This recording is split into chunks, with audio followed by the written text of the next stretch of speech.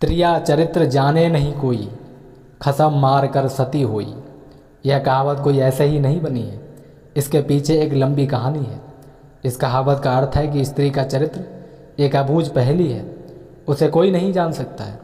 वह जलेबी की तरह जटिल व्यक्तित्व की स्वामिनी है, जो उल्टा होते हुए भी सती सावित्री देखने का पूरा प्रयास करती है। वह अपने पति को मारकर सती होने का ढोंग भी रच लेती है।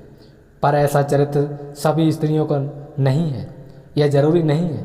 कुछ स्त्रियां ही ऐसे चरित्र की मालकिन होती हैं, सभी नहीं होती।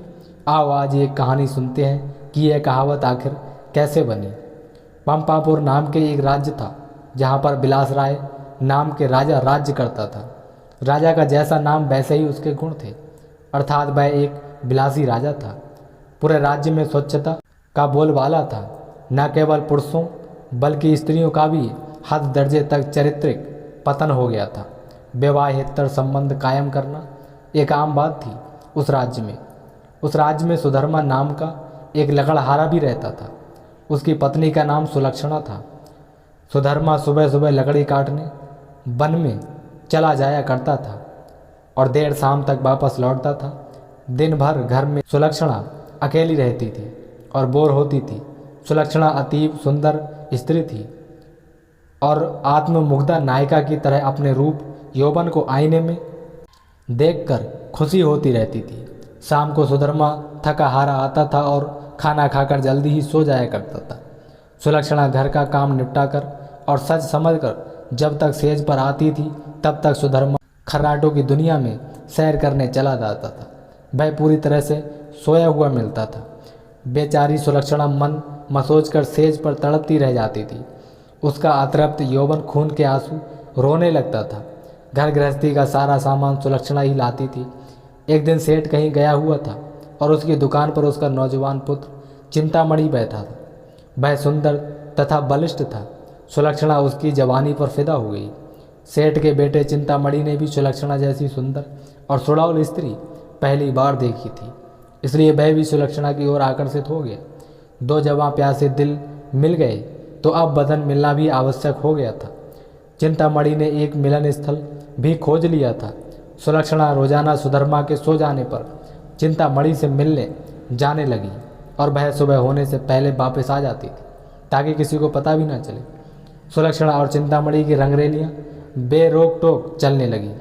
एक दिन सुधर्मा जंगल में लकड़ी काटने गया तो उसने देखा कि एक साधु बेहोश पड़ा है। सुधर्मा ने उस साधु पर ठंडे जल के कुछ छींटे मारे तो साधु ने आंखें खोल दी। सुधर्मा ने साधु को बैठाया और ठंडा जल पिलाया तो उसमें कुछ जान आई। थोड़ी देर बाद उसे खाना भी खिलाया तो उसके बदन में थोड़ी ताजगी आ गई और वह चहलकदमी करने लग गया। सुधर्मा ने उस साधु से आग्रह किया कि कुछ दिन वह उसका मेहमान स्वीकार करे। सुधर्मा के आग्रह को साधु महाराज टाल नहीं सके और शाम को वे साधु महाराज सुधर्मा के साथ उसके घर आ गए।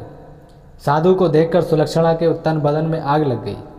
उसे लगा कि अब उसकी चोरी पकड़ी जा सकती है, इसलिए वह साधु को घर में नहीं रखने की जिद पर अड़ गई। सुधर्मा ने उसके सामने समर्पण करते हुए कह दिया कि साधु महाराज बस 1-2 दिन ही रहेंगे, फिर चले जाएंगे। इस पर सुलक्षणा राजी हो गई। रात में सबने खाना खाया और साधु के लिए आंगन में चारपाई बिछा दी। सुधर्मा खाना खाने के तुरंत बाद ही सो गया था, लेकिन सुलक्षणा की आंखों में नींद कहाँ थी। वह तो चिंतामणि की सूरत बसी हुई थी। उसका मन उड़कर चिंतामणि के पास चला गया था, मगर बदन तो सुधर्मा के घर में ही पड़ा था। यौवन को मन से ज़्यादा तन की जरूरत होती है। सुलक्षणा को अपना बदन जलता हुआ महसूस होने लगा।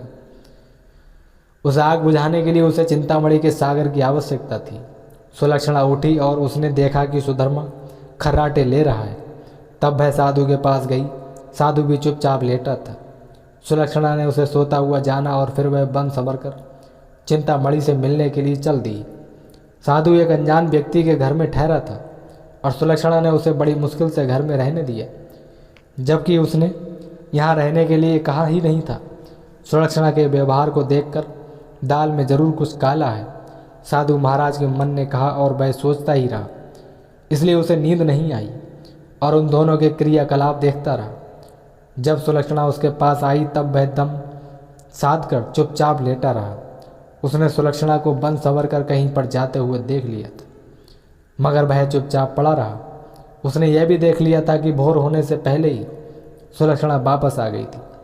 उसे अब सारा माजरा समझ में आ गया था। दूसरे दिन सुधर्मा जब जंगल से लौटा तो साधु ने उसे अपनी पत्नी से सावधान रहने को कहा और यह भी कहा कि उसकी पत्नी किसी से मिलने रात को कहीं जाती है। इस पर सुधर्मा को सुलक्षणा पर बहुत गुस्सा आया और उसने सुलक्षणा को मारा पीटा भी बहुत। उसने सुलक्षणा को एक खंभे से बांध दिया और सो गया। सुधर्मा के मकान के पड़ोस में हरिराम नाई रहता था, जिसकी पत्नी का नाम सुशीला था। सुलक्षणा की तरह सुशीला भी एक चरित्रहीन स्त्री थी। उसका भी एक यार था। चूँकि दोनों एक ही नाव पर सवार थीं, इसलिए दोनों घनिष्ठ सहेली बन गई थीं। दोनों सहेलियाँ एक दूसरे के संदेश लाने ले जाने का काम भी करती थीं, इसलिए दोनों स्त्रियाँ एक दूसरे के प्रेमियों से भली भांति मिल चुकी थीं, परिचित थीं। उस रात जब काफ़ी देर तक सुलक्षणा नहीं आई तो चिंतामणि को चिंता होने लगी। वह भागा भागा सुशीला के पास आया और सुलक्षणा को बुला लाने के लिए सुशीला से कहने लगा। सुशीला सुलक्षणा के घर गई तो उसे खंभे से बंधा पाया। तब सुलक्षणा ने सारी कहानी बता दी। सुशीला ने चिंतामणि का संदेश सुलक्षणा को दिया तो सुलक्षणा ने अपने बंधे होने की मजबूरी बता दी। इस पर सुशीला ने कहा, ऐसा कर, मैं तेरे बंधन खोल देती हूँ, तू चिंतामणि से मिल आ, तब तक मैं यहाँ बंधी रहूँगी। उसके इस प्रस्ताव पर सुलक्षणा की बाँछें खिल गईं और वह अपनी जगह सुशीला को बांधकर चिंतामणि से मिलने चली गई। साधु महाराज ये सब खटरांग देख रहे, मगर वे चुपचाप खाट में दम साधे पड़े थे। रात में जब सुधर्मा की नींद खुली तो उसे सुलक्षणा पर थोड़ी दया आई और उसने सोचा कि उसने कुछ ज़्यादा कठोर रूप धर लिया है, अब सुलक्षणा को खोल देना चाहिए। लेकिन मन ने कहा, अगर वह फिर से अपने प्रेमी से मिलने चली गई तो अब इस सवाल का कोई जवाब नहीं था उसके पास। उसने सोचा कि इस बार यदि सुलक्षणा वचन दे दे कि वह अपने प्रेमी से मिलने नहीं जाएगी, तब वह उसे खोल सकता है। सुधर्मा ने जोर से आवाज़ लगाई, कलंकिनी, अगर मुझे तू यह आश्वासन दे दे कि तू उससे मिलने नहीं जाएगी तो मैं तेरे बंधन खोल दूंगा, तुझको मुक्त कर दूंगा। लेकिन वहाँ पर तो सुलक्षणा नहीं बल्कि सुशीला बंधी हुई थी। सुशीला ने सोचा कि यदि वह कुछ भी बोलेगी तो उसकी आवाज़ से सुधर्मा को पता चल जाएगा कि वह सुलक्षणा नहीं कोई और है, तो फिर सारा भांडा ही फूट जाएगा। इसलिए वह कुछ नहीं बोली और चुप रही।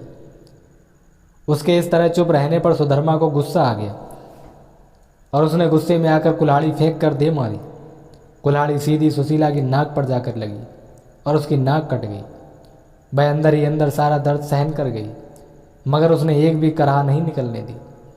कुल्हाड़ी फेंक कर मारने से सुधर्मा का गुस्सा थोड़ा ठंडा तो हो गया और वह वहाँ सो गया।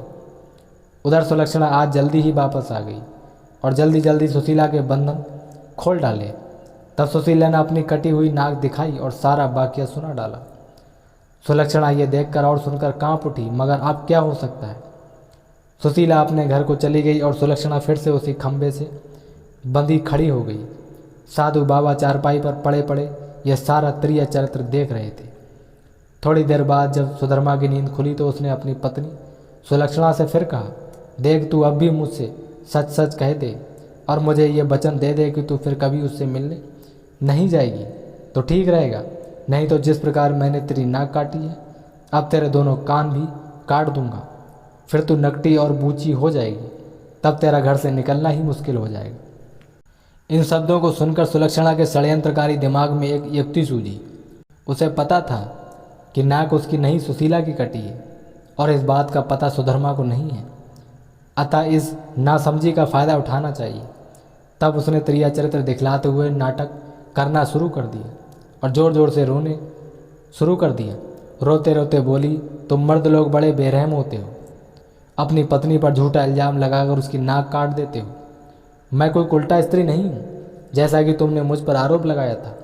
मैं एक पतिव्रता स्त्री हूँ और मैं आज तुम्हें ये सिद्ध करके दिखा दूंगी कि मैं कितनी सती, नेक और पतिव्रता स्त्री हूँ, पत्नी हूँ। ऐसा कहकर उसने आसमान की ओर देखा और भगवान को संबोधित करते हुए बोली, हे प्रभु, हे माता गौरी, हे सभी देवी देवताओं, हे दसों दिशाओं, आप सभी मेरी बात ध्यान से सुनो और मेरे साथ न्याय करो।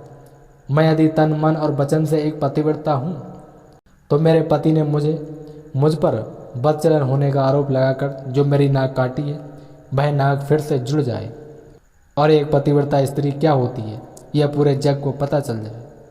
और वह ओम नमो भगवते वासुदेवाय नमः का जाप करने लगी। सुधर्मा यह सब देख और सुन रहा था।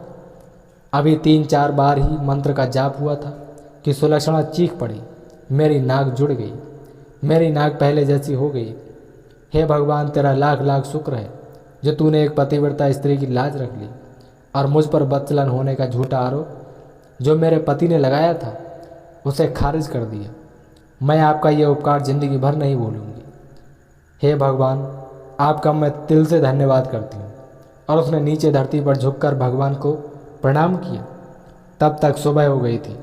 सुधर्मा को उसकी बातों पर विश्वास नहीं हुआ, इसलिए वह उसके पास गया और उसकी नाक को छूकर देखा। वह पहले जैसी ही थी। वह सुलक्षणा को आश्चर्य से देखता ही रह गया और अपनी गलती पर पछताने लगा। उधर सुशीला ने अपने चेहरे पर एक कपड़ा इस तरह लगा लिया कि नाक दिखाई नहीं दे। सुबह होने पर नाई हरिराम अपनी दुकान जाने लगा तो उसने अपनी पेटी संभाली। उसमें एक बड़ा बाला उस्तरा नहीं था। उसने सुशीला से कहा कि बड़ा वाला उस्तरा ला दे। सुशीला नाक कटने से चिड़ी हुई सी थी तो उसने हरिराम की तरफ एक चाकू फेंक दिया और कहा, ये ले तेरा बड़ा वाला उस्तरा, ये रहा। बड़े वाले उस्तरे की जगह चाकू देखकर हरिराम का पारा 7वें आसमान पर चढ़ गया। उसने अपनी पेटी खोली और एक छोटा उस्तरा निकाला और उसे सुशीला की ओर फेंक कर मारा। सुशीला की चाल कामयाब हो गई। वह यही तो चाहती थी। उसने उस्तरा हाथ में पकड़ा और ज़ोर ज़ोर से चिल्लाने लगी, अरे मेरी नाक काट दी, अरे मेरी नाक काट दी, हाय मेरी नाक काट दी। अब मैं क्या करूं? मैं लुट गई, मैं बर्बाद हो गई।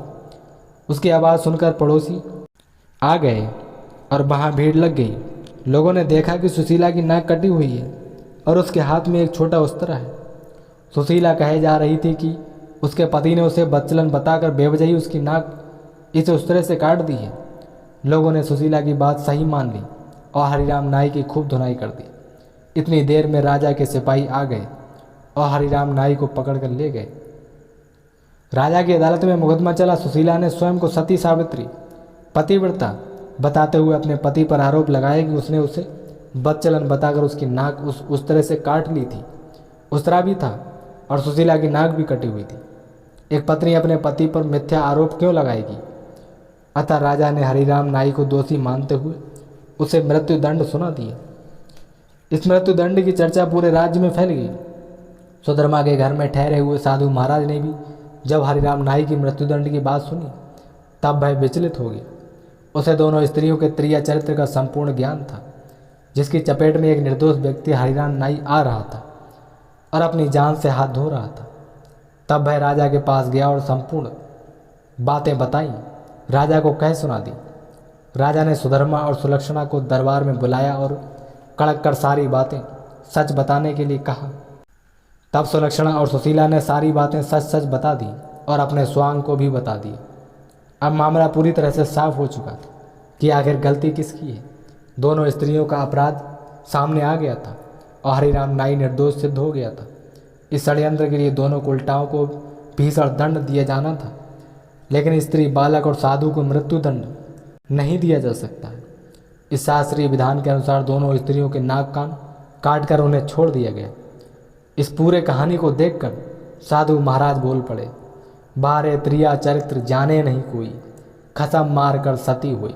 तो दोस्तों, त्रिया चरित्र की कहानी आपको कैसी लगी हमें कमेंट बॉक्स में ज़रूर बताएं और वीडियो पसंद आई हो तो वीडियो को लाइक, शेयर, चैनल को सब्सक्राइब कर सकते हैं।